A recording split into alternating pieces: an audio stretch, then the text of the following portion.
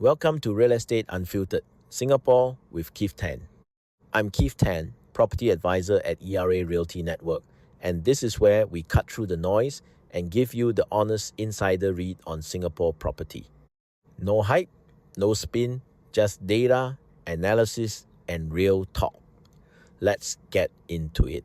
I want you to imagine, just for a second, that you have $10 million in liquid cash.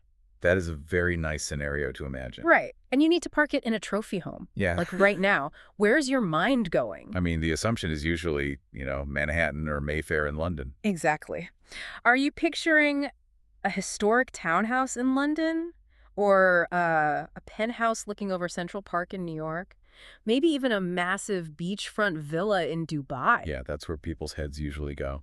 But according to a recent Ennis Global study, if you picked any of those, you'd actually be looking in the completely wrong direction. The data is telling a completely different story right now. A shockingly different story, honestly. Mhm. Singapore now ranks #1 globally for trophy homes. Wow. Yeah, the study shows that a massive 5.2% of all active real estate listings in Singapore right now qualify as $10 million plus properties. Which is just a staggering concentration of wealth. To put that in perspective, that absolutely crushes New York, which is sitting at 1.2%. Right. It beats Dubai at 1.0%. Mm-hmm. And it makes London's 0.8% look like a rounding error. It really forces us to reevaluate our entire understanding of where the world's most concentrated wealth is choosing to anchor itself. I mean, we are talking about an island of only about 730 square kilometers. Yeah, it's tiny. And it's absorbing an unprecedented influx of ultra-prime capital. And that is the core mission for our deep dive today. We aren't here to just read off luxury property listings or,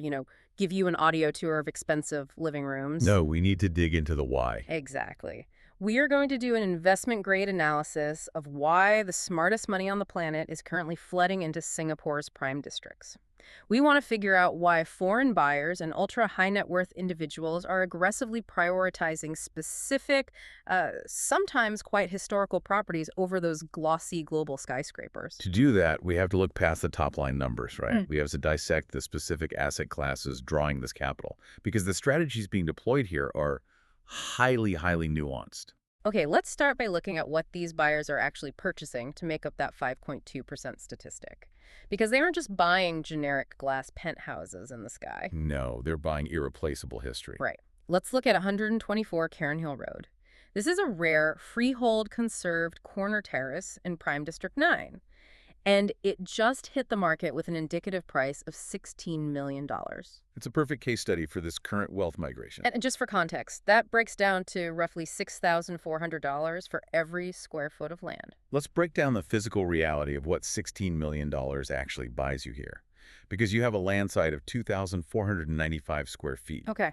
But the crucial detail is the approved gross floor area, which is 5,603 square feet. Oh, wow. Which means they've maximized the internal space by building upward, right? Despite the tight footprint of the land itself. That is the key mechanism. So it features 4 en-suite bedrooms, a roof terrace, a steam room, an internal lift. An internal lift in a terrace house. Yeah, and floating timber staircases. And all of this hypermodern infrastructure is integrated entirely behind an early 20th century heritage facade. That's wild. Mm-hmm. It was meticulously renovated by the award-winning architect, Richard Ho. Okay, let's unpack this, because buying this is less like buying real estate and more like buying a limited edition vintage Patek Philippe watch. That's a great way to frame it. You aren't buying it to tell the time better. You're buying it because they literally cannot make any more of them. Exactly. It's about scarcity. But wait, I have to push back here. At $16 million, isn't that just an emotional purchase? I mean, rather than a sound investment. You can buy a sprawling mansion in other countries for a fraction of that. It looks like an emotional flex on the surface, sure. But for global ultra-high net worth individuals, capital preservation is the primary objective. Okay.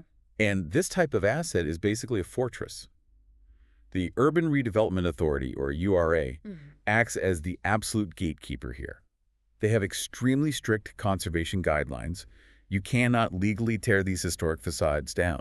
Wait, so the government literally forces them to keep the old facade? Like, they can't touch it even if they own the land? They cannot bulldoze it, no matter how much money they have.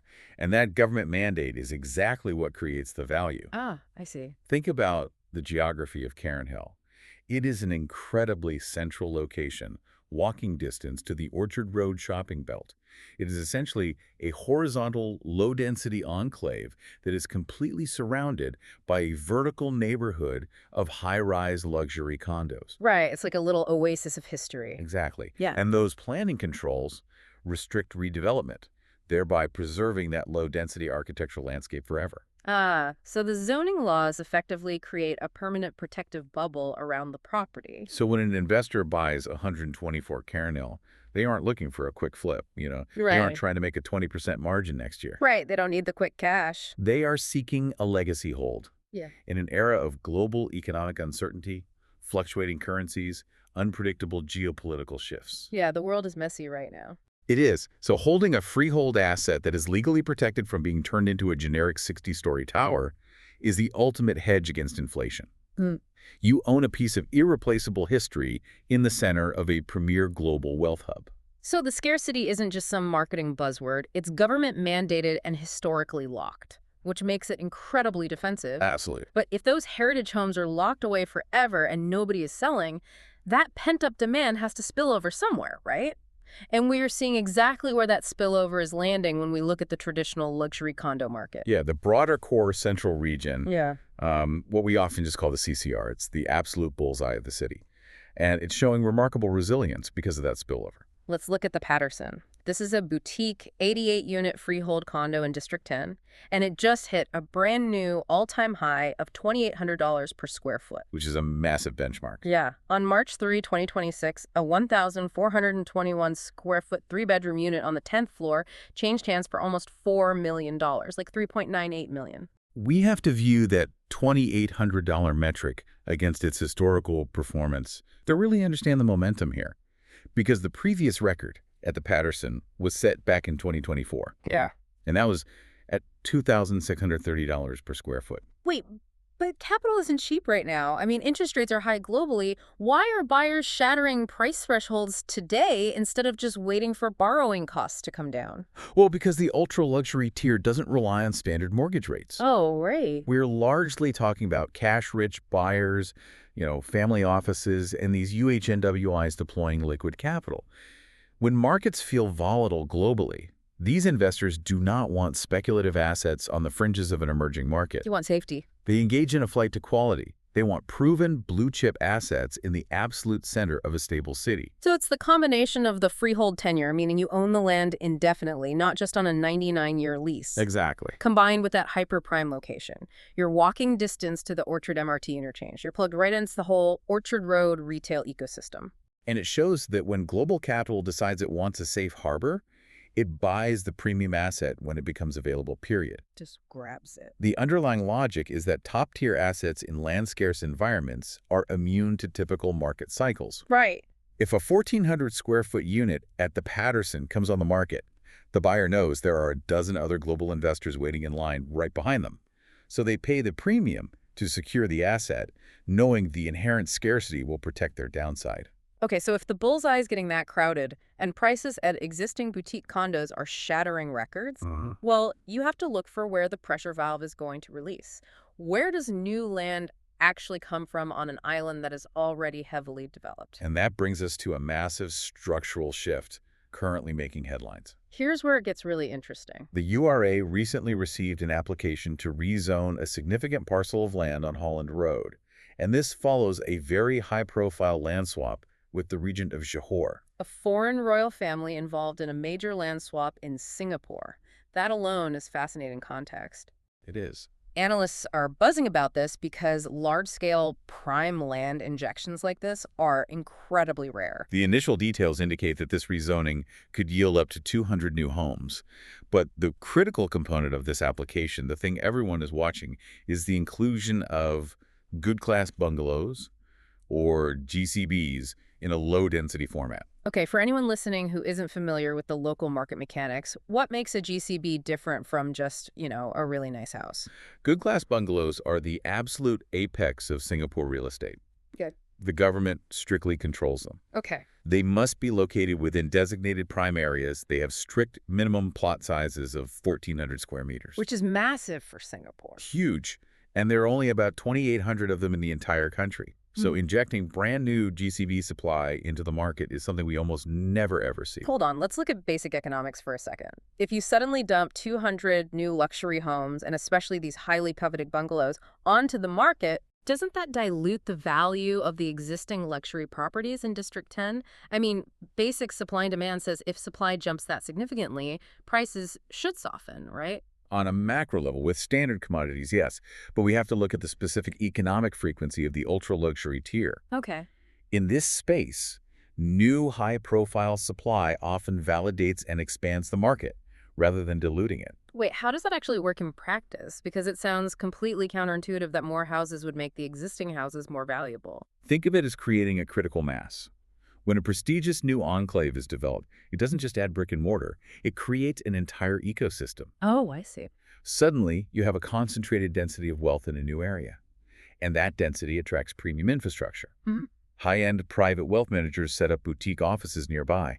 Michelin-star restaurants open down the street. It provides a highly visible, premium avenue for new foreign wealth to establish a footprint. Ah, so it acts like a giant billboard to the rest of the world. Exactly. It draws international attention. And this reinforces the country's status as a top-tier wealth hub. Instead of taking the existing pool of buyers in Singapore and spreading them thinner across more homes, You're growing the pool. right, a development of this magnitude attracts a whole new cohort of global billionaires who might have previously parked their money in, say, Switzerland or Manhattan. The ecosystem effect pulls new capital into the country, keeping overall valuations high because the total wealth pie grows. It's an invitation to a larger global pool, not a closed loop. That makes total sense. But hearing all this, $16 million terraces, record-breaking per square foot prices, billionaire ecosystems. It sounds like a sure thing. Yeah, it sounds like a guaranteed win. Like if you just buy any freehold property with a District 9 or 10 address, you hold it and you just watch the numbers go up. And that assumption is where many investors make very costly mistakes. Really? The data emphatically shows that not all prime freehold properties perform equally. Nuanced investment-grade analysis reveals some pretty surprising traps. Okay, let's bring in the case study on Sophia Road, because this is a fascinating reality check. Sophia Road is in District 9. The properties there are mostly freehold. On paper, it checks every single prestigious box. Right, it looks perfect. Yet the data shows that properties here have severely lagged behind the broader core central region. The CCR has an annualized growth rate of about 3.74% over the past decade. But some projects on Sophia Road are seeing flat to single-digit growth over that same entire 10-year period. We have to look at the mechanics behind that underperformance. Why is a freehold District 9 address failing to appreciate, while the analysis points to Sophia Road being a liminal space? A liminal space. Yeah, it is a transitional area. Like you pass through it to get to Orchard Road, it isn't the destination itself. Precisely. And the topography really works against it. It's hilly. If you've ever tried walking from the Dobiegout MRT up to some of those condos in the midday Singapore heat, you know it's a very sweaty, uncomfortable uphill hike. It is not a fun walk. No. And if you were paying a premium luxury price, you don't want an uncomfortable commute to your own front door. The physical environment matters immensely to owner-occupiers. Furthermore, it lacks the expansive greenery associated with premium residential living. And it carries the historical baggage of the former Peace Center and its KTV lounges. Oh, right. So it lacks the immediate prestige of an address like Nassim or Cairnhill. But the absolute most crucial metric holding it back is the unit mix within the buildings themselves. Right. The developments on Sophia Road are heavily dominated by compact 1- and 2-bedroom units. These are targeted directly at yield-seeking investors, not families who actually want to live there long-term. Exactly. And that creates a highly transient tenant profile. People rent for a year or two and then just move on. And this brings us to the core of what actually drives long-term capital preservation. When we contrast a place like Sophia Road with older, large-format freehold homes in District 9. Meaning the bigger units? Yes, specifically properties over 2,400 square feet. We see a completely different performance trajectory. Take developments like Oxley Residence, Orchard View, or 111 Emerald Hill, which are currently on the market starting from around $5 million.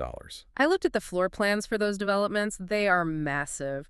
We are talking about huge, open living rooms, proper separation of wet and dry kitchens for extensive cooking, private lift lobbies that open directly into your own foyer. And those large formats show incredibly stable, consistent price appreciation. Why is that?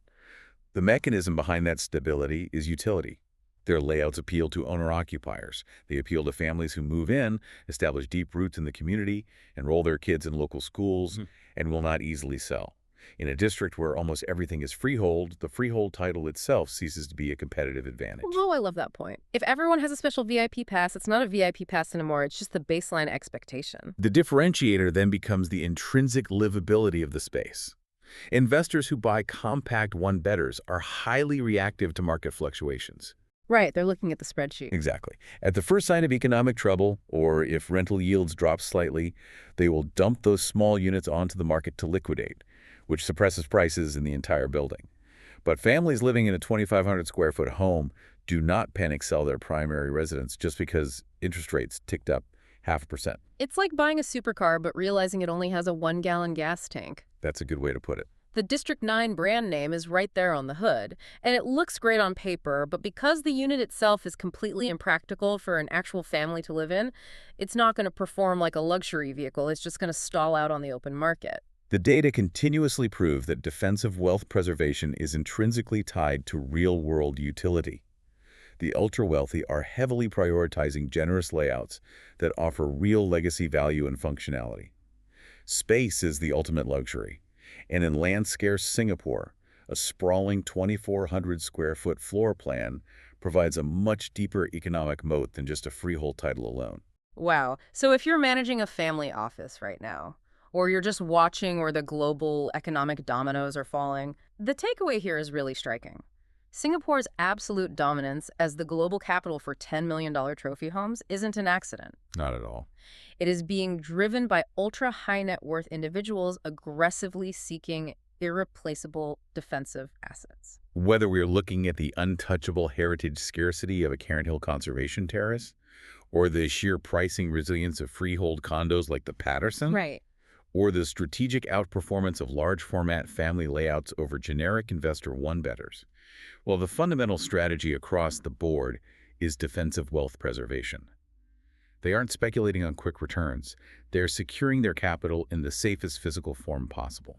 And this leaves us with a final thought to ponder. As Singapore continues to attract this immense wave of global wealth, we are witnessing a fundamental redefinition of what a home actually is. For the world's ultra-wealthy, these properties are operating less and less as traditional residential dwellings. They are basically functioning as physical bank vaults. Yeah. And if the global elite are increasingly using Singapore's prime districts as their personal, highly secure safe deposit boxes, how will that ultimately change the soul, the culture, and the very community of these historic neighborhoods in the decades to come? A neighborhood of physical bank vaults is very, very different from a neighborhood of active, bustling homes. It's a completely different landscape. Thank you so much for joining us on this deep dive. We hope it gave you a new lens through which to view the property headlines. Keep questioning the data, keep looking for the underlying mechanics, and the next time you think about where you'd park $10 million, you might just find yourself looking at an old terrace house with floating timber stairs. That's a wrap for today.